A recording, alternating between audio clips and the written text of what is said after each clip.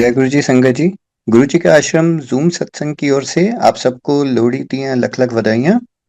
आइए संगत जी आज के सत्संग की शुरुआत करते हैं और सत्संग शेयर करने के लिए इनवाइट करेंगे उषा बसीन आंटी को। आंटी आप प्लीज आएं और सत्संग शेयर करें। जय गुरु जी के चरणों में कोटि कोटि प्रणाम। कितना सुंदर दरबार है, इसको देखकर आपको लगता है आप देखते रहें। जैसे गुरु जी आसन पर बैठे होते थे तो शब्दों की भला कहाँ ज़रूरत, उनकी गुंजाइश ही कहाँ। बड़ा बड़ा शुक्राना गुरु जी का जो उन्होंने अपनी शरण में बुलाया, जगह दी, प्यार दिया, इतनी अनोखी इतनी अनूठी अनुभूतियाँ दी कि कोई भी पग धरे, कोई भी दिन हो, कोई भी बात हो, कोई ना कोई स्मृति आ जाती है। संगत जी, ये सिर्फ शब्द नहीं है, ये भोगा हुआ सच है कि हम सचमुच बहुत भाग्यशाली हैं जो हम गुरु जी के शरण में हैं। आगे बढ़ने से पहले सबसे पहले आप सबको लोहड़ी की बहुत बहुत शुभकामनाएं और नववर्ष की भी।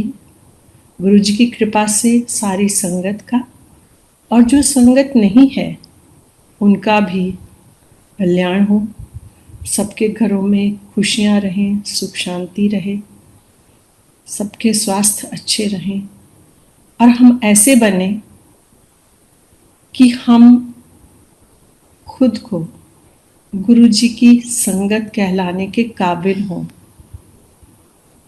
हम उनके मापदंड पर, उनके दिखाए हुए रास्ते पर चल सकें ताकि हम उनकी संगत कहलाने के काबिल हों और उनको लगे कि वाह ये मेरी संगत है, क्योंकि उन्हें अपनी संगत के आगे कोई नहीं था।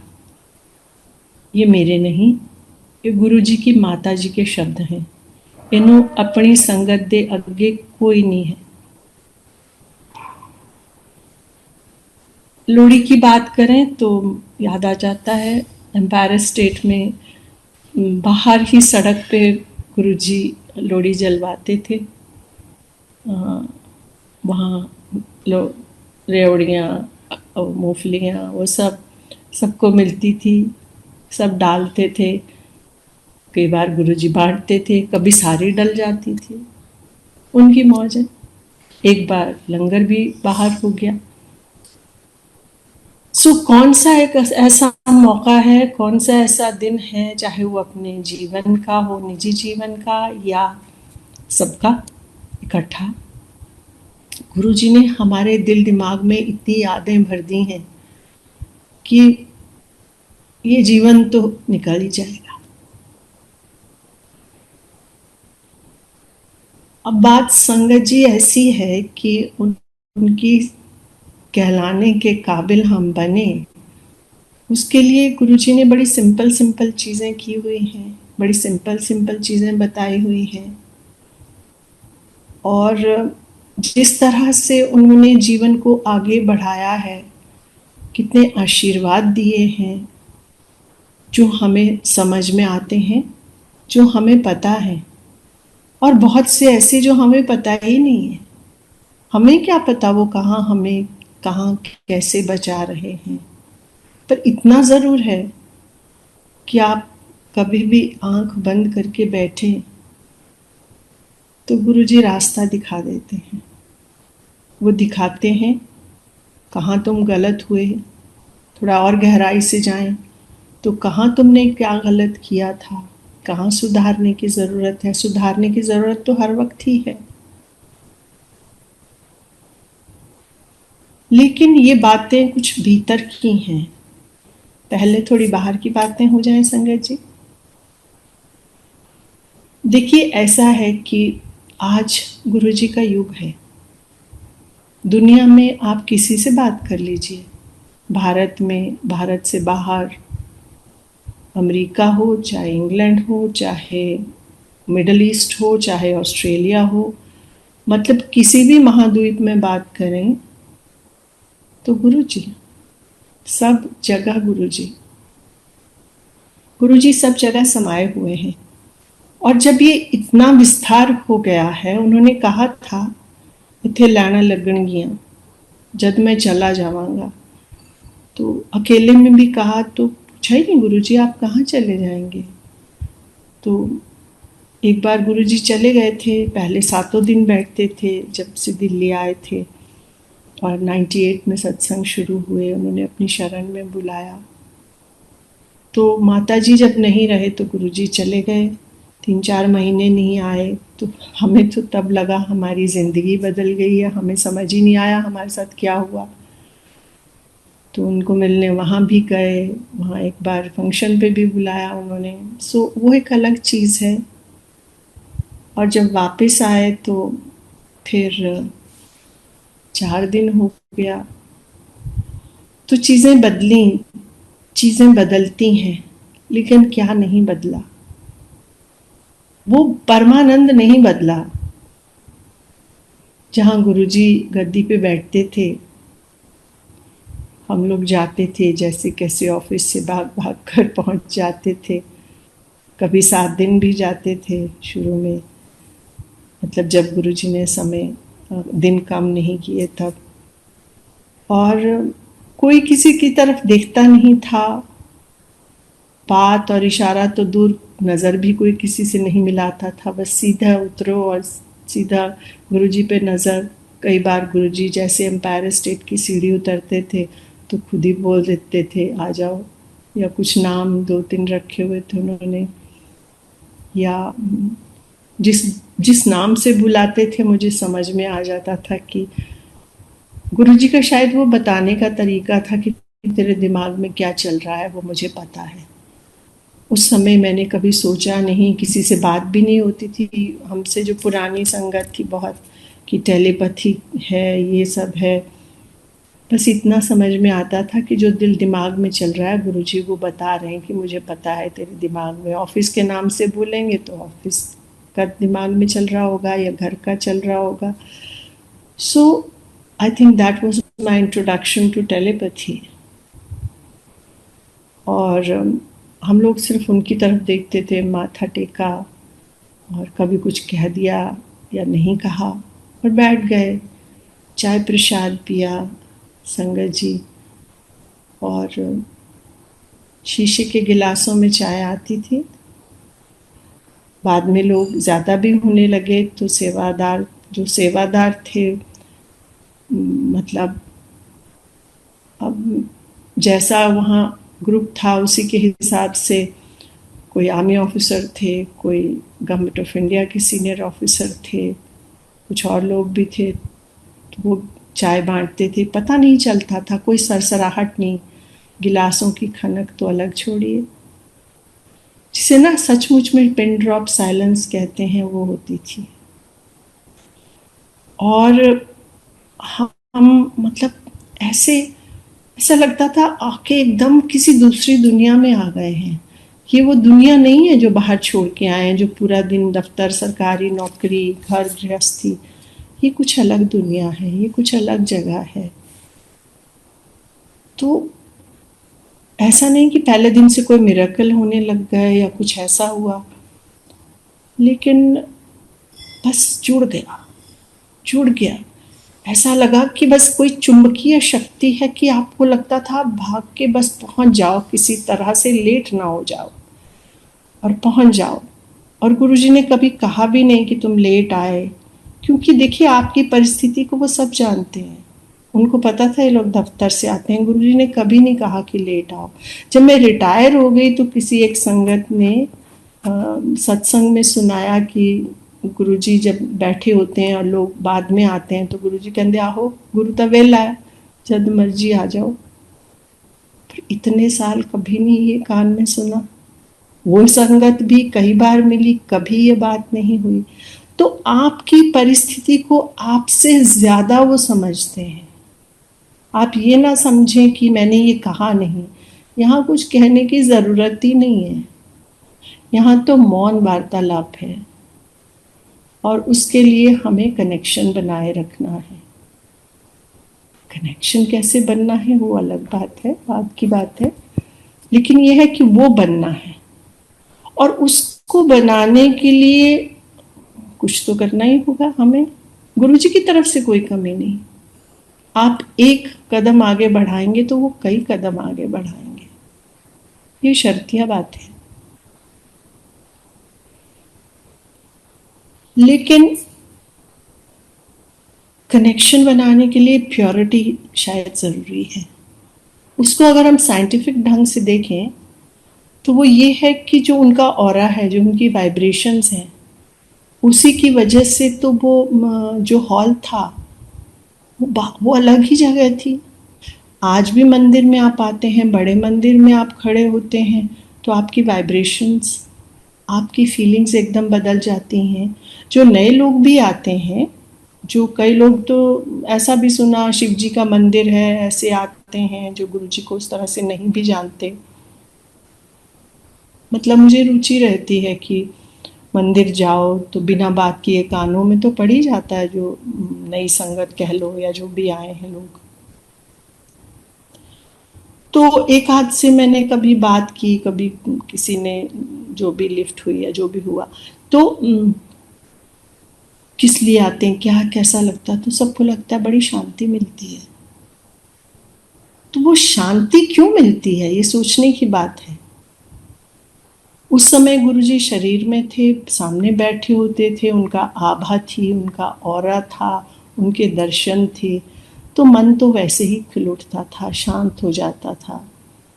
और सच मानिए हमें लगता था पूरे दिन की वो जितनी भी झंझट, नौकरी, घर, गृहस्थी, मतलब मानव जीवन का जो कुछ भी है, कूड़ा भरकर हम आते थे और जब रात को जाते थे 10, 11, 12, 1, 2, 3 जब भी गए तो एकदम खाली होकर जाते थे, एकदम डस्टबिन खाली।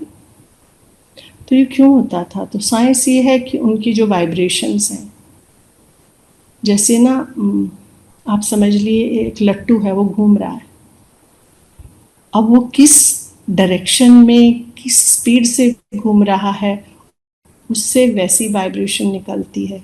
हमारा जो लट्टू है वो अलग तरह से घूमता है। जब उनके और हमारे घूमने में उसमें कहीं कुछ जुड़ाव आने लगता है, बहुत फर्क नहीं होता, तो हम जुड़ते हैं। अब उनकी उस फ्रीक्वेंसी को, उसके घुमाव को जोड़ने के लिए हमको अपने भीतर ही तो परिवर्तन करने हैं ना, वो तो कोई बाहर से नहीं करेगा। तो ये जो हमारा वाइब्रेशन है, ऑरा है, जो भी कह लीजिए शक्ति है, उसको उनके साथ हम मैच नहीं कर सकते, लेकिन थोड़ा सा अपने को ऊपर कर सकते हैं। और ये सब कहने का मेरा मकसद ये है कि ये सिर्फ हर इंसान को खुद करना है, उसके बीच में और कोई नहीं आता, उसके बीच में किसी को आना ही नहीं है। आप सोचें ना कि आप वो सामने हैं, आप सामने खड़े हैं, उन्होंने आंखें बंद, उनके हैं सामने, गद्दी पर हैं, शरीर से हैं या आत्मा है या उनका उनका आलोक है, उनकी वो लौ है और आपके ऊपर पड़ रही है। अगर बीच में कोई आया तो वो जो एक तार बना वो टूट जाएगा ना। या आपकी फोटो खींच रही है उनकी आंखों में, तो बीच में कोई आया तो आपकी फोटो के आगे वो आ गया ना। ये मैं इस तरह से इसलिए विस्तार से कह रही हूँ कि बहुत कुछ हुआ है गुरुजी के शरीर छोड़ने के बाद, लेकिन आप इस बात को तो यकीन मानिए कि आपके और उनके कनेक्शन के बीच में कोई तीसरा आ ही नहीं सकता। आपके परिवार के जन भी नहीं आ सकते। गुरुजी को बहुत अच्छा लगता था कि सारा परिवार आए। वैसे वो ये भी कहते थे एक आएगा तो सारे परिवार का कल्याण होगा, लेकिन सब लजाते थे तो गुरुजी बहुत खुश होते थे। देखिए आशीर्वाद पाना है, उनका ब्लेसिंग्स लेनी है तो खुश तो करना ही पड़ेगा ना। सो पर संबंध उनका हर एक का अपना। पति का अपना, पत्नी का अलग ना, बच्चों का अलग। एक बार किसी को प्रसाद दिया लेडी को, उसने अपने बच्चे को दिया तो गुरुजी बहुत नाराज हो गए कि तेरे लिए है। सोचिए अगर माँ और बच्चे का अलग है तो फिर दुनिया में तो और कोई है ही नहीं ना जिसके साथ आप ये बांट पाएंगे। सो ये मान के चलें कि आपके बीच में कोई नहीं है। मैं नहीं जानती वो कितना सच है, कितना तथ्य है उसमें, कितनी गहराई है कि कोई आपको मैसेज दे रहा है या किसी को आपके लिए सपना आ रहा है, मुझे नहीं पता। पर इतना जरूर है, अगर गुरुजी के साथ आपका कनेक्शन, अगर गुरुजी के साथ मेरा कनेक्शन है तो मुझे जो कुछ कहना है गुरुजी खुद ही कहेंगे ना। अगर मुझे सपना देना है उन्होंने तो वही देंगे, मुझे कुछ बताना है सपने में तो वही बताएंगे, कोई तीसरा व्यक्ति क्यों बताएगा। गुरु तो मेरे वो हैं। और गुरु तो एक संबोधन है, मुझे मेरा जहां तक व्यक्तिगत मामला है। सब बोलते हैं महाशिव हैं, मैंने महाशिव को नहीं देखा। बचपन से हाँ शिव का ध्यान है, लेकिन हम ही नहीं, देखिए बड़े बड़े वैज्ञानिक भी या और हर तरह के लोग, हर तरह के लोग ये मानते हैं कि एक कोई शक्ति है, एक बहुत बड़ी शक्ति है, अदृश्य शक्ति है जो थामे हुए है और जो ऊपर से हमारा ध्यान करती है, चाहे वो धर्म में विश्वास करें या ना करें। एक शक्ति को हर कोई मानता है। आप ये सोचें वो शक्ति अदृश्य ना होकर मूर्त रूप में आपके सामने खड़ी हो जाए तो उसको आप क्या कहेंगे। हमारे सामने वो गुरुजी आए, लेकिन नाम आप जो मर्जी दीजिए, हमारे लिए वो मित्र भी हैं, वो भाई भी हैं, वो माता पिता भी हैं, गुरु भी हैं। गुरु तो वैसे ही बहुत बड़ा शब्द है ना संगत जी। और गुरु की महत्ता जो भारतीय संस्कृति में, भारतीय इतिहास में और ग्रंथों में बहुत ऊंची है। गुरु का दर्जा ईश्वर से ऊंचा है ना। अब ईश्वर को हम क्या माने, हमने तो गुरु को छुआ, उनकी खुशबू ली, उनसे बातें की, तो ईश्वर को हमने छुआ नहीं, उनसे बातें उस तरह से नहीं की जिस तरह से आज हम गुरु जी की फोटो के साथ कर सकते हैं। जैसे गुरु जी ने कहा था, मेरी फोटो नाल तुसी गल्लां करोगे, या हमने उनकी खुशबू नहीं सूंघी ईश्वर की जो हमने गुरु जी की सूंघी, उनकी बातें नहीं सुने, उनसे बातें नहीं की। सो इनको आप क्या कहेंगे, ये कौन है। अभी आपकी अपनी मौज है, आप इनको जो मर्जी कह लीजिए, और कहने से कोई फर्क नहीं पड़ता। हम बोले वो ईश्वर हैं जी, महाशिव हैं, पर हम उनकी बात माने ना, तब तो बात है। हम कितनी बात मानते हैं। असली प्रेम, असली समर्पण, असली ध्यान, असली भक्ति किसी भी रूढ़ी में नहीं है, किसी ग्रंथ में, किसी में, किसी मंत्र में, किसी पाठ में नहीं है, अगर हम उनके बताए हुए रास्ते पे ना चले। असली चीज वो है कि जो उन्होंने कहा उसी में हमारा कल्याण है और हमें वही करना चाहिए। और उन्होंने क्या कहा, बड़ी सिंपल बातें, बहुत ही सिंपल बातें संगत जी उन्होंने बताई जीवन जीने के लिए। इससे सिंपल कुछ हो नहीं सकता जो गुरुजी ने हमारे लिए कर दिया। उससे पहले भी हम काफी समय जीवन जी चुके थे, तरह तरह के अनुभव पा चुके थे, तरह तरह की चुनौतियों से गुजर चुके थे, तरह तरह की समस्याओं से गुजर चुके थे। नौकरी भी थी, परिवार भी था, सब कुछ उसमें जो कुछ होता है, जैसे सबके साथ आता है, हमारे साथ भी हुआ। लेकिन उसके बाद भी बहुत कुछ हुआ, गुरु जी के जाने के बाद भी बहुत कुछ हुआ। लेकिन उस समय जो होता था और अब जो होता है, उसमें हमारी सोच में और हमारी समझ में और हमारी प्रतिक्रिया में फ़र्क है। मैं आपको ये बताना चाह रही हूँ कि गुरुजी केवल छोटी-छोटी चीज़ें करने नहीं आए थे। वो हमें ईश्वर से जोड़ने तो आए, पर ईश्वर से क्यों जोड़ना था उनको हमको? केवल एक बात, ताकि हम अच्छे इंसान बन सकें। और वो अच्छा इंसान क्या होता है? गुरुजी के शब्दों में उन्होंने इस तरह से नहीं कहा कि अच्छा इंसान बनो। उन्होंने जो छोटी-छोटी चीज़ें बताई, क्या? पॉजिटिव सोचो, अपनी सोच बदलो। अक्सर बोलते थे अपनी सोच बदलो ग्रुप में।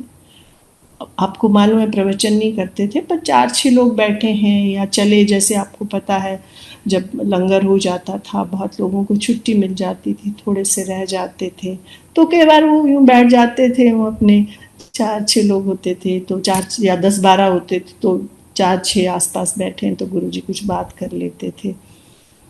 तो पॉजिटिव सोचो, अपनी सोच बदलो। ये बात मैंने उनसे अधिकतर सुनी है, सबसे ज़्यादा अगर कोई बात सुनी है तो ये बात सुनी है।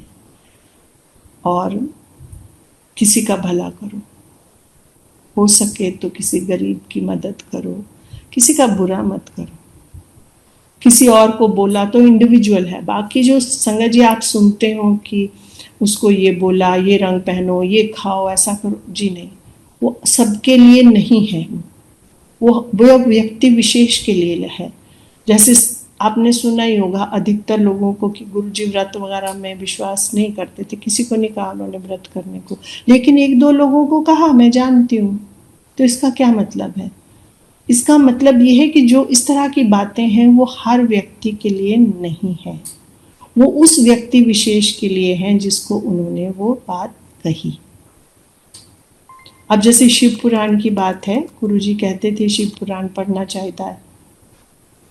मुझे नहीं पता, मैंने कभी नहीं सुना उनको ये बोलते हुए, पर उन्होंने कहा लोगों को, उन्होंने शिव पुराण ब्लेस किए, दस्तखत करके भी दिए।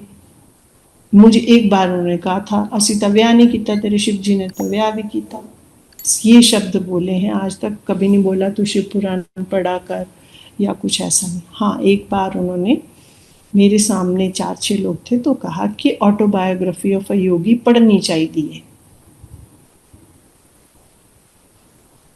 अब ये बात जो है वो एक सत्संग से जुड़ी हुई है, जिसका अर्थ ये है कि गुरुजी जब भी कुछ बोलते थे ना, उसका जरूर मतलब था, वो बिना मतलब की बात कभी नहीं हुई। ये जो शब्द उन्होंने बोले ऑटोबायोग्राफी ऑफ अ योगी पढ़नी चाहिए, इसका कुछ दिनों के बाद या समय मुझे याद नहीं है कितने टाइम बाद, पर उसका एक सत्संग था, 12 बजे थे शायद, तो उन्होंने इशारा किया तो मैं गई। जी गुरुजी, थोड़े से लोग थे 10-12, तो 3 लेडीज़ वहाँ बैठी हुई थी, तो गुरुजी ने कहा तो मेरे को बोला तेरे घर तो बस स्टैंड कितनी दूर है? अब ये थोड़ा ऐसा सवाल था जिसकी मुझे मतलब उम्मीद ही नहीं थी, तो मेरे समझ में नहीं आया, तो मुझे पता ही मैं क्या बोलूँ। मैंने गुरुजी पास ही है, तो कहते इन्होंने बस स्टैंड छुड़वा दें, छड़ देंगी, जो भी, मतलब मैं सिर्फ गुरुजी की पंजाबी बोलती हूँ संगत जी, बाकी मुझे पंजाबी नहीं आती, उनसे ही सीखी, उन्हीं के साथ बोली। और मैं कहा जी गुरुजी, तो बस हो गया, मैं पीछे आ गई।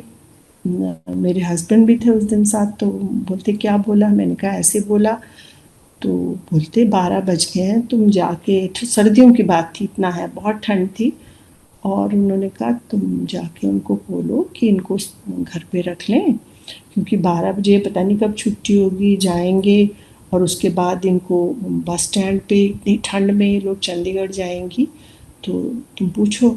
तो मैं गई, मुझे कहते हाँ की है, तो मैं कहा गुरुजी उनको रख लें रात को घर पे। आहो आहो गुरुजी बहुत खुश हुए, बहुत खुश हुए। तो देखिए ये भी एक संदेश है कि गुरुजी चाहते हैं कि आप संगत से मिलें, पर ढंग से, मतलब वो सोशलाइजिंग नहीं है, वो गपबाजी नहीं है। गुरुजी के शब्द थे, गप वो बाद में बताती हूँ, लेकिन उसका एक मतलब है। घंटे भर बाद हमें छुट्टी हो गई, तो गई, वो एक मदर डॉटर थी, जो बेटी थी वो जर्नलिस्ट थी और मदर थी उसकी, और एक लेडी और थी। वो लेडी थी जिनका बेटा उसको ब्रेन ट्यूमर था और उसको पीजीआई में बहुत बार उसका सर्जरी हुआ, और गुरुजी ने उसको बोला तेरे को तो गिनी पिग बना दिया इन्होंने।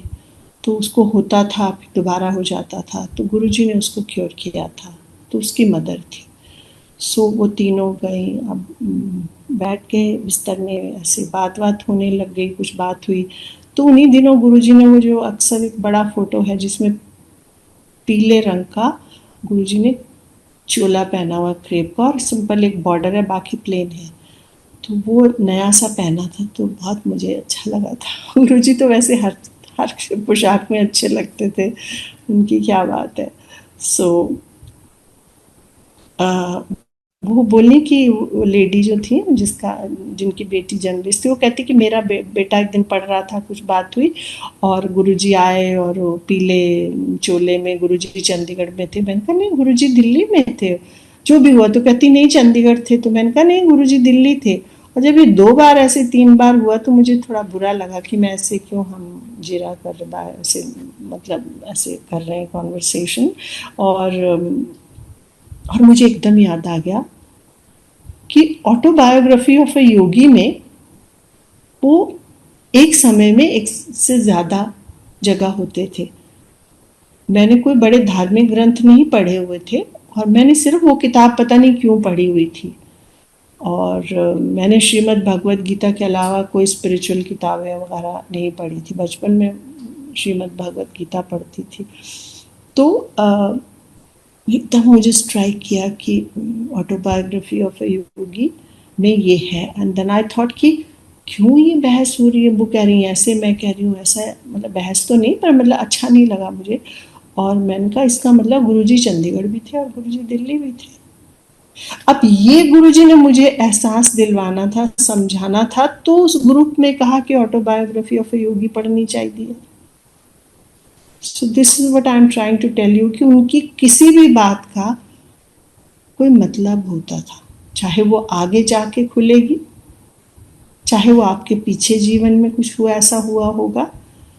तो एनीवे वो हुई जी। और चलिए सुबह 3 4 5 जितने भी 4 5 बजे तक हो गए, तो ऐसे हो गया। तो बातचीत होती रही, उन्होंने बताया, आपने सत्संग सुनाए, और सुबह हमने उनको छुड़वा दिया। तो मैं तो ऑफिस चली गई।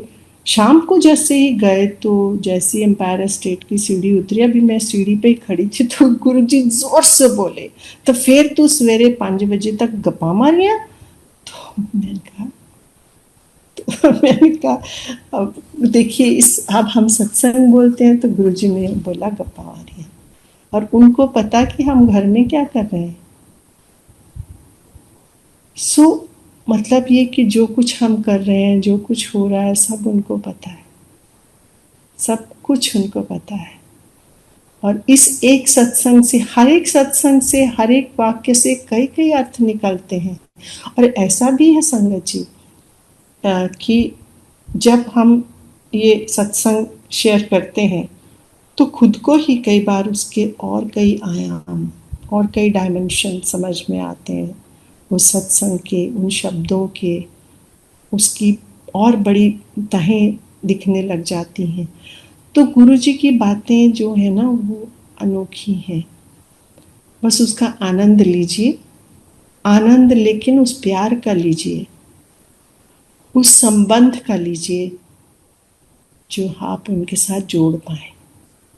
जैसा संबंध जुड़ेगा वैसा आपका आनंद, वैसी आपकी अनुभूति। बाकी देखिए, संसार है, जीवन है, गृहस्थ है, खासकर उसके लिए गुरुजी ने भी कहा कि बड़ी मुश्किल है, सब तो मुश्किल चीज है। तो उसमें परेशानियां तो होंगी, चुनौतियां भी होंगी, और वो रहेंगी। ऐसा नहीं है कि जैसे, पर उसको समर्पित करिए। ओ हाँ, समर्पण शब्द से ना एक बहुत आजकल क्या बताऊं कैसा अनुभव हो रहा है। कोई सुना रहे थे कि एक बार कोई बस में जा रहे और संगत जा रही थी और एक लेडी खड़ी होकर बोली है पता नहीं क्या कि आपके काम नहीं हो रहे हैं, बस गुरु जी को समर्पण कर दो, आपके सब काम हो जाएंगे। अब ये काम के लिए आते हैं क्या हम गुरु जी के पास? ठीक है, मैं समझती हूँ हम सब लोग को किसी न किसी तकलीफ के कारण उनके दरबार में पहुंचे। अधिकतर लोग, कोई होंगे विरले जिनको गुरु की तलाश थी या जिनको आध्यात्मिक अपना उत्थान करना था, ऊपर जाना था। लेकिन हर किसी को जैसे सबको है, किसी को कोई कष्ट, किसी को कोई कष्ट, वो वहां पहुंचे। गुरु जी ने ही बुलाया चाहे कईयों को, और उसमें कोई वो नहीं है, आपत्ति नहीं है कि वो क्यों, ठीक है वो चाहिए।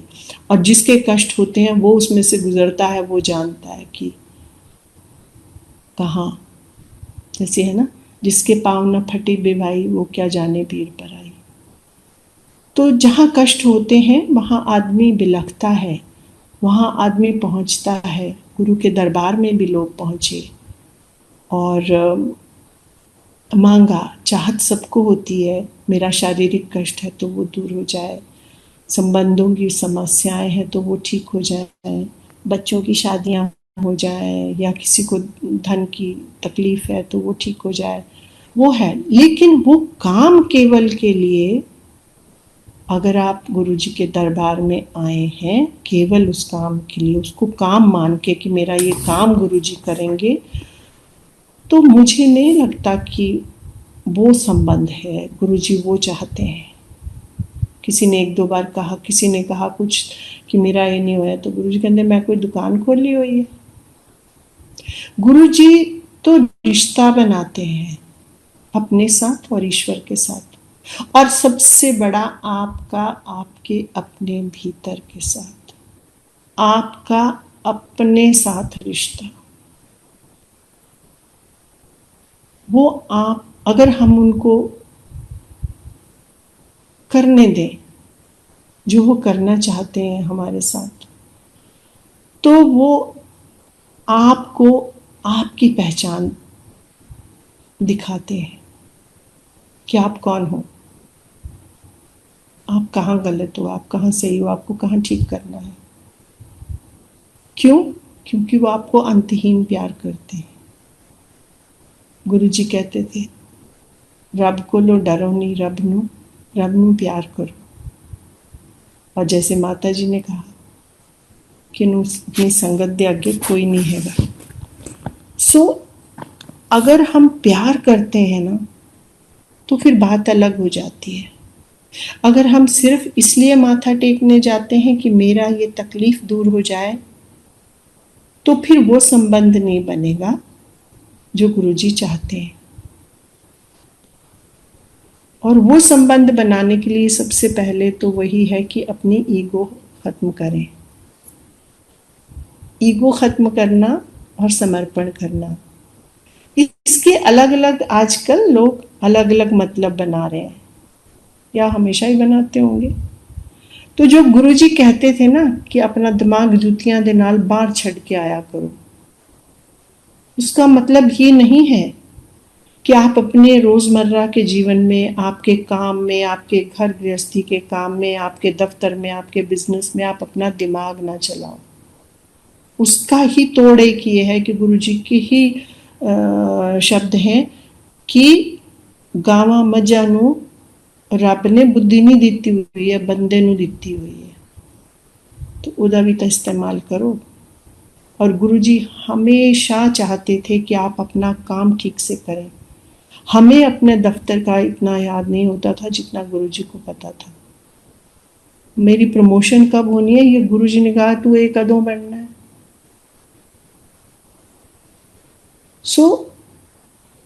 वो चाहते थे आप अपना काम, जो भी आपका काम है उसको अच्छे से करें, चाहे घर का है चाहे बाहर का है। आप अपने संबंधों को अच्छे से निभाएं, आप अपनी सब ड्यूटियां अच्छे से पूरी करें, अच्छी जीवन जिए, अच्छा कपड़ा पहने जो आपकी सामर्थ्य है उसके हिसाब से, अच्छा खुश रहें, अच्छा जीवन जिए।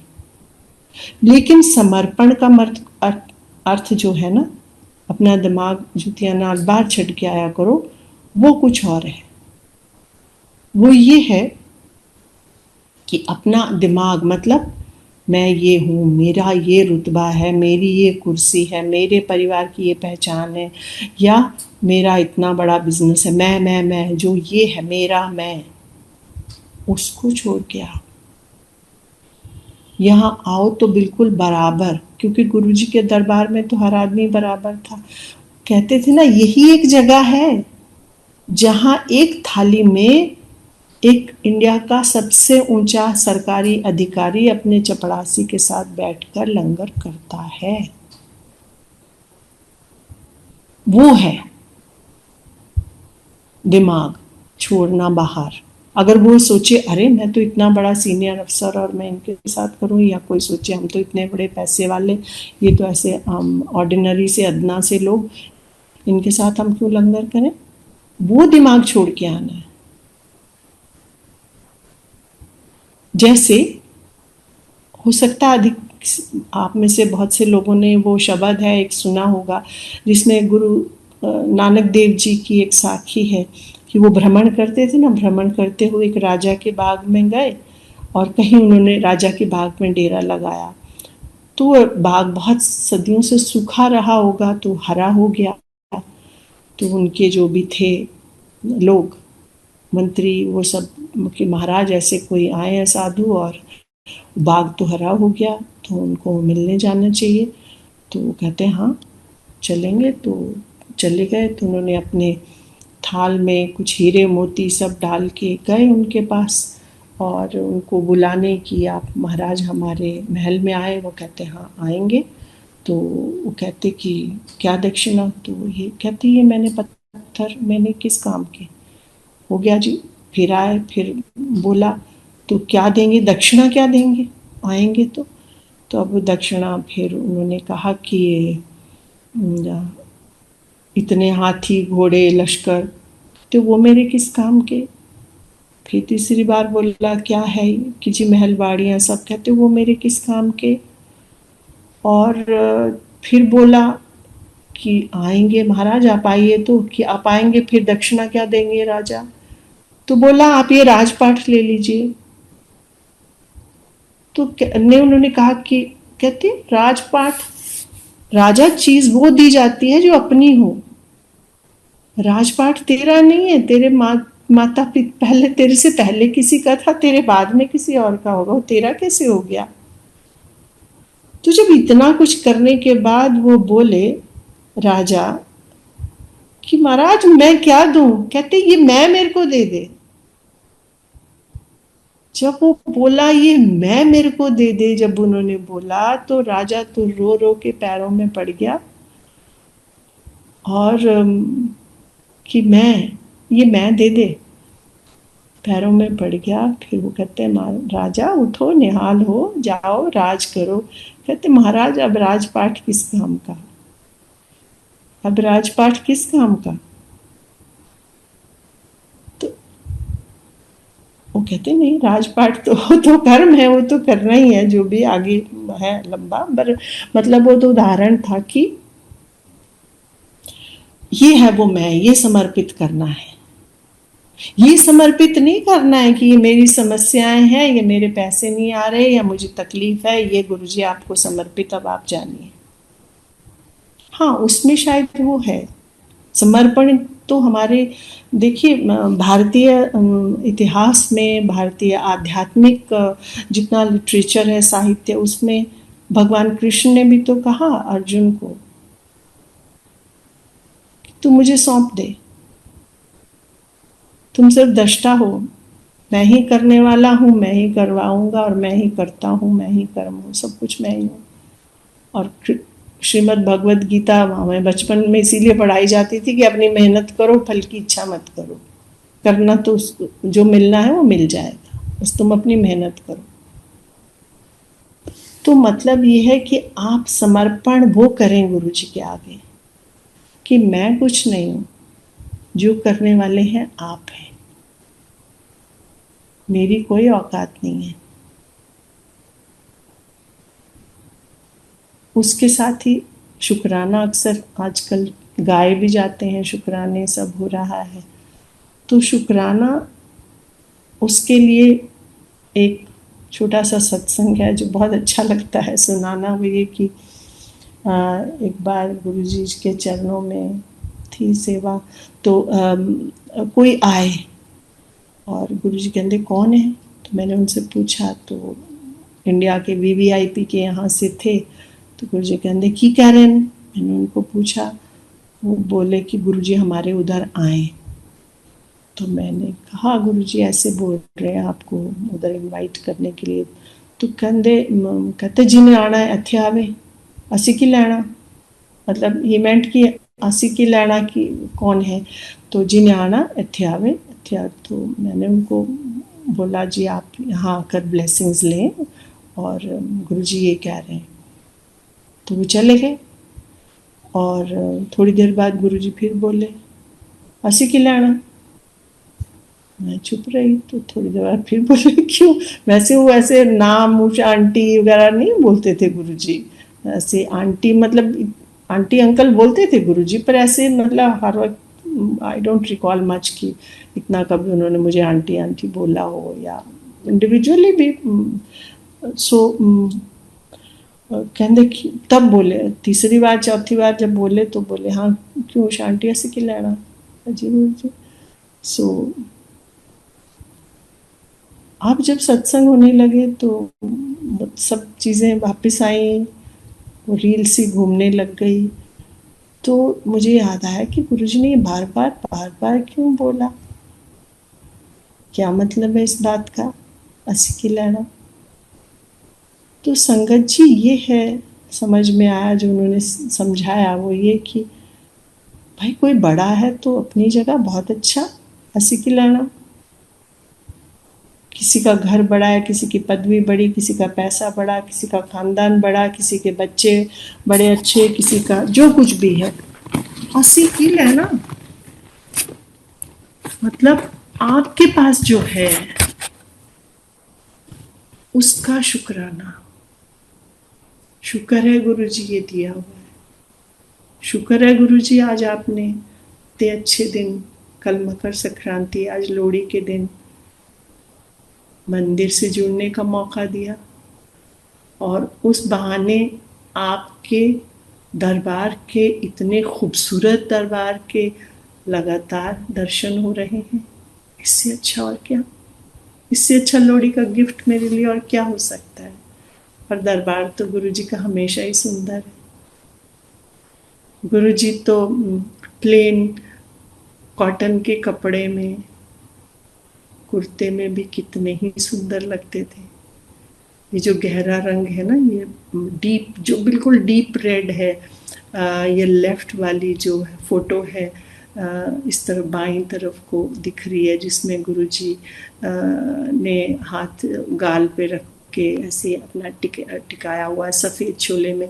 उसमें जो सबसे गहरा रंग नहीं है, ऊपर मैरून जो अंधेरा जैसा दिख नहीं रहा है मुझे, वैसा मतलब उतना डीप, वैसा मोटा कॉटन का कुर्ता और लुंगी पहने हुए थे गुरुजी। जब एक बार हम वहाँ गए जलंधर माता जी के समय में, जब कुछ महीने वहीं रह गए, तो हम गए, एक बार ऐसे मन उदास हुआ तो चले गए, तो ऐसा कुर्ता पहना हुआ था। तो जिन लोगों ने गुरुजी के फोटो और वो सब बहुत बहुत वैसे वैसे देखे हैं, एम्ब्रॉयडर्ड ये वो, तो वो सच नहीं है। गुरु जी के बड़े रंग रूप हैं संगत जी, बहुत रंग रूप हैं, अथाह सागर हैं। जितनी डुबकी लगाते जाएंगे ना, उतने बहुत ही नायाब मोती मिलेंगे, पर हम बस डुबकी लगाने में कमी कर जाते हैं। उनकी देने में कोई कमी नहीं है, कमी हम में है। फिर हम बोलते हैं कि उसका काम हो गया, मेरा नहीं हुआ। क्या हमने ये देखा हमारा दामन कितना साफ है, हमारे कर्म कैसे हैं? अगर हमें कष्ट हैं, शारीरिक हैं, मानसिक हैं, जैसे भी हैं, वो सब हमारे अपने कर्म हैं। ये तो सब जगह लिखा है ना, प्रारब्ध है जो हम बहुत सारा पीछे से लेकर आए होते हैं, वो हमें भुगतना होता है। और हम खुशकिस्मत हैं, गुरुजी बोलते थे मेरे नाल अपने कर्म काट लो, और जो हमारे कर्म है उसका 90% वो भोगते हैं, 10% हमें देते हैं। तो सोचिए कितना हम उनको कष्ट देते हैं अपने कर्मों की वजह से। और जब हम ये सोचते हैं कि हमारे कर्म है, तो जो दर्द है, जो तकलीफ है, उसके लिए किसी से कोई शिकायत नहीं होती। आंख बंद करके अगर हम सोचें कि जो मैं कष्ट उनसे गुजर रही हूँ ये मेरे अपने कर्म है, तो किसी से शिकायत नहीं होती। और तब हम ये कोशिश करते हैं कि हम अपने कर्मों को सुधारें, बस वहीं हम चूक जाते हैं, वहीं कमी रह जाती है। और गुरुजी ने कभी ये भी नहीं कहा कि तुम घर गृहस्थी का छोड़ के बस पाठ करते रहो, नहीं, सब कुछ करो। गुरुजी तो फिल्म दिखाने भी ले जाते थे, खाना खाने भी बाहर ले जाते थे, मतलब हर तरह से लाइफ को एंजॉय करो, सेलिब्रेट इट। जो मंदिर में जो सेलिब्रेशन गुरुजी ने शुरू कराई, वो ऐसी कोई एक दिन की बात नहीं है, वो ये दिखाना है कि जिंदगी को जीना भी ढंग से है, उसका उल्लास मनाइए। जिंदगी कितना बड़ा तोहफा है, अनूठा तोहफा। हाँ, इसके जैसा कोई तोहफा भगवान ने किसको, इंसान को जो दिया है वो किसको दिया? और इतना प्राणी जगत है, किसी को नहीं दिया। तो उसको सेलिब्रेट हम करें, और सेलिब्रेट करें गुरुजी के बताए हुए रास्ते पर। आज हम क्या कर रहे हैं संगत जी? आज हमारा ध्यान बाहर की चीज़ों में ज़्यादा है। अगर सत्संग है तो बस डेकोरेशन कैसी होनी है, उसमें कोई कंपटीशन है, या हमने कैसा दिखाया है लोगों को, और लंगर क्या है, और जो भी है। जो गुरुजी का रास्ता है, जो गुरुजी ने हमें इतने साल दिखाया, जो बदला नहीं, वो है सिंपल, बिल्कुल सिंपल। ये मंदिर है, यहाँ की बात अलग है, हजारों लाखों लोग आते हैं, लेकिन जो घरों में आप करते हैं, तो एम्पायर स्टेट में भी शुरू में जब हम गए, तो पहले साल तो जब गुरुजी जिस साल आए थे, तो कृपा उनकी उसी साल हमें बुलाया था। और मेरे हस्बैंड को हार्ट अटैक हुआ था उस साल, और किसी ने कहा हमें ऐसा वहाँ जाओ वो जाओ, तो हम तो नहीं गए। मेरे ऑफिस के कोई थे, उन्होंने बोला कि ऐसे कोई गुरु हैं, और मेरा पहला वाक्य निकला कि I don't believe in living gurus. तो पता नहीं क्या हुआ, उन्होंने कुछ शब्द का कहा कि, और 10 मिनट के बाद हम गाड़ी में थे और गुरुजी की शरण में। दिवाली का दिन था वो दिन, और आज का दिन गुरुजी ने प्यार से सिर पे हाथ रखा हुआ है। उनकी बड़ी कृपा है, उनकी बहुत बहुत कृपा है। आज हम बोल पा रहे हैं, बात कर पा रहे हैं, जहाँ बैठे हैं, परिवार है, ये सब उनकी कृपा है, ये सब उनकी कृपा है। कितनी कितनी चुनौतियां सामने आई हैं, उन्होंने कहाँ कहाँ से निकाला है हमें। मैं बताने लगूंगी तो पता नहीं कितनी रातें बीत जाएंगी, पर वो इतना ज़रूर है, जैसे मैंने पहले कहा कि परेशानियां तो पहले भी आई होंगी गुरुजी के पास आने से पहले। उस समय की प्रतिक्रिया में, उस समय की सोच में, उस समय के दर्द में, उस समय की फीलिंग्स में और आज में बहुत फर्क है। दर्द तो होता ही है इंसान, लेकिन प्रतिक्रिया अलग है, समझ अलग है। क्योंकि गुरुजी आपको भीतर से इस तरह से मांझते हैं कि जैसे मैंने कहा, जब कष्ट होता है तो बहुत कुछ बदलता है। आपके शरीर में ही नहीं, आपके मन में, आपके संबंधों में, आपके परिवार के माहौल में सब कुछ बदलता है। लेकिन गुरुजी एक ऐसी शक्ति है जो आपको थामे रखते हैं। आपको ये देखिए, ऐसा है ना, जैसे भंवर में है आप, समुद्र में है और बहुत तूफान आ रहे हैं। किसी के कम आते हैं, किसी के ज्यादा आते हैं, आते सबके हैं। लेकिन गुरुजी है तो आपको एक इतना गहरा विश्वास होता है कि मेरा भला ही होगा। कटवा देंगे गुरुजी,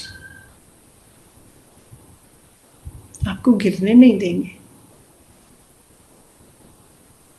और ये सोचें कि हाँ, गुरुजी के पास आए तो अब हमें तो कोई मतलब सुई भी नहीं चुभेगी। तो अगर वैसे कर्म किए होंगे पहले तो अच्छी बात है, लेकिन जो किए हैं अगर वैसे नहीं किए, खराब किए हैं, तो वो कहाँ जाएंगे। उसके लिए भी एक सत्संग है। किसी ने किसी को बुलाया काम में कि किसी को, तो उन्होंने गुरुजी ने इनको तो ठीक करना ही करना है। तो कर्नल चैटर्जी थे, वो चंडी मंदिर की बात सुनाते थे, दिल्ली में थे, अब नहीं रहे हैं। सो उन्होंने कहा कि उनका कोई होगा, जेसीओ की बात की, या शायद ड्राइवर या कौन थे, तो वो स्पेशली एबल्ड था, कुछ प्रॉब्लम होगी। तो गुरुजी ने कहा मैं ठीक कर दूंगा, लेकिन फिर अगले जन्म में फिर वैसे पैदा होगा। मतलब कि जो कर्म है वो काटना है। हाँ, वो सूली को, छोटा सा आपको निडल की प्रिक बना देंगे अगर आपको फांसी पर चढ़ना है, तो इतना जरूर कर देंगे। लेकिन ये करिए। लेकिन आज हमने क्या कर दिया है संगत जी, जो सबसे महत्वपूर्ण चीज है, कि हमने गुरुजी को कल्ट जैसा बना दिया। ऐसे करो, ये ऐसे होता है, ये ऐसे होता। गुरुजी ने तो कभी नहीं कहा कि तुम ये प्रदक्षिणा करो। गुरुजी बड़े प्यार से, जब मंदिर बन रहा था, दिखाते थे, अपना कमरा दिखाते थे, सब कुछ करते थे, जहां से कार घूमती है वो दिखाते थे। लेकिन ये कभी नहीं उन्होंने कहा कि तुम इसकी प्रदक्षिणा करो, या यहाँ जल चढ़ा दो, या यहाँ बैठ के ये पाठ करो। हमें तो नहीं कहा कभी भी। मंदिर आओ, हाजिरी दो, वो एक अलग है, उनके दरबार में वो अलग बात है, उन्होंने नहीं कहा। सो आप उन सब आडंबरों से हटिए। आप बाहरी जितनी आपके घर में सत्संग है, डेकोरेशन में अगर आप 10 दिन लगा देंगे, दिमाग पे वही रहेगा, और कैसा कपड़ा, कैसा लंगर, ये सब होगा, तो वो भी होना है जरूरी, मैं बताती हूँ। लेकिन वही अगर आपका ध्यान ही डेकोरेशन पे है, और लोगों से कंपटीशन है, और बातें करनी है बीच में, और मानना है तो वो मानिए ना, पिन ड्रॉप साइलेंस, किसी से नजर नहीं, और सिर्फ शब्द, और कुछ हमने कभी नहीं सुना। सिर्फ शब्द चलते थे, जो आज भी मंदिर में चलते। आजकल तो लोग कुछ भी चलाते हैं, मेरे आपके लिखे हुए गाने चलाते हैं।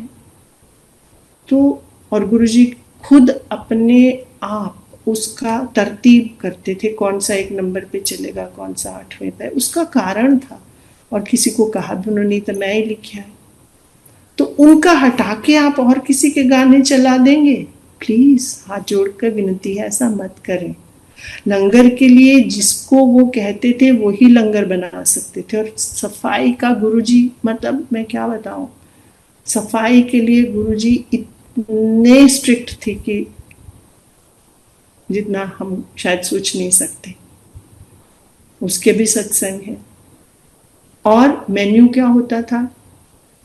दाल, एक सब्जी, या जब पंजाब से लंगर आता था, मक्की की रोटी, साग। हाँ, पिंड से कभी गुरुजी कहते थे पिंड तो अचार आया, पिंड से अचार आता था। और फिर चटनी होती थी, उसमें गुरुजी करते थे। एक बार चटनी कूट रहे थे तो गुरुजी खड़े पीछे और वहीं कूट रहे। पहले वहीं लंगर बनता था एम्पायर स्टेट में, तो कूट रहे। गुरुजी कहते होर मिर्चा पाओ, होर मिर्चा पाओ। दिल्ली वाले आंदे वट काट दो। सुबह होती थी चटनी और चपाती। पहले तो तवे की चपातियाँ होती थी बड़ी बड़ी पंजाब की जैसी, बाद में थोड़ा बदल गया जब लोग ज़्यादा आने लगे। तो आज हम इतने सलादें भी देते हैं, हम और बड़ा कुछ करते हैं। तो एक तो सुना है चंडीगढ़ में किसी को कहा था कि लंगर की हुंदा दाल ते फुल्का, और हम इतना इतना भी देते हैं कि लोग खा ही नहीं पाते हैं, मुश्किल से खा पाते हैं। तो हमने शो ऑफ किसको करना है, किसके लिए शो ऑफ कर रहे हैं? और ओवर द टॉप डेको तो एक पत्ती भी नहीं होती थी संगत जी, फूल तो दूर, एक पत्ती भी नहीं होती थी।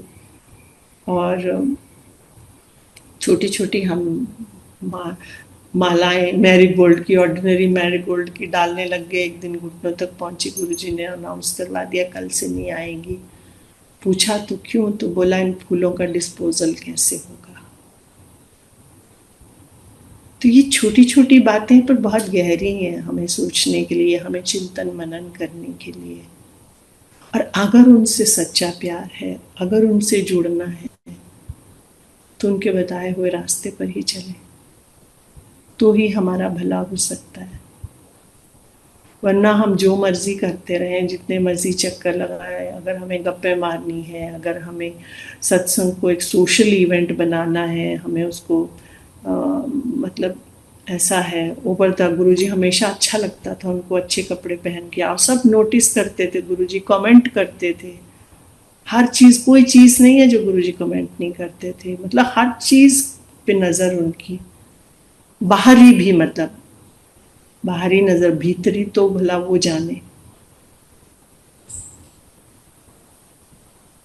अच्छे रहें, अच्छे कपड़े साफ सुथरे अच्छे पहन के आए, सब अच्छे बन के आए, लेकिन हम उसको पार्टी ना बना दें।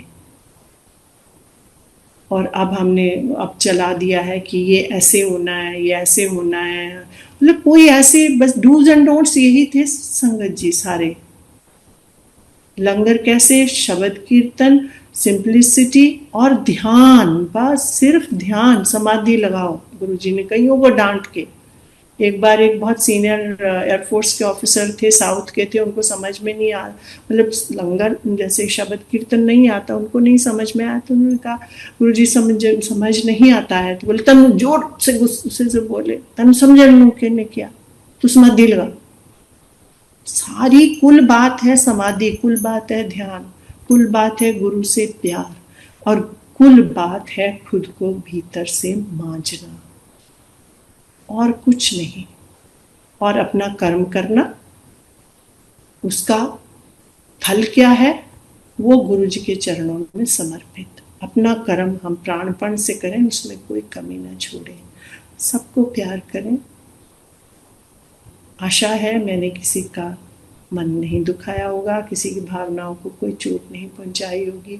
और गुरुजी कोशिश की है, आपने जो बुलवाया, आपके मुस्कुराते चेहरे, आपकी इन आंखों में देखकर जो ध्यान आया, जो आपने बुलवाया बोला, और आपके चरणों में समर्पित। बहुत बहुत कृपा आपकी इस मौके के लिए, उन यादों के लिए, उन भावनाओं के लिए, उस प्यार के लिए, और इस तरह से रखने के लिए। आपकी बड़ी बड़ी कृपा गुरुजी, आप सारी दुनिया पर छाए रहें, और आपका नाम चांद सूरज की तरह रोशन हो, और आपको हम पर गर्व हो, हम ऐसे अकल वाले आपकी संगत बन सकें सारे लोग, और आप सबका कल्याण करते रहें। इसी प्रार्थना के साथ मैं आज्ञा लूँ। जय गुरु जी। और इस मंच पर बहुत बहुत साधुवाद इस मंच के लिए, इतनी खूबसूरती से ये सब होता है बड़े मंदिर में, और हमारे लिए तो वही परम धाम है, हमारे गुरु जी का वही परम धाम है ये मंदिर। और इसकी इस बहुत सुचारू ढंग से चलने के लिए मैनेजमेंट का बहुत बहुत शुक्राना, उनको बहुत बहुत बधाई, सब लोगों को लोहड़ी की बहुत बहुत बधाई। जय गुरु जी, नमस्ते।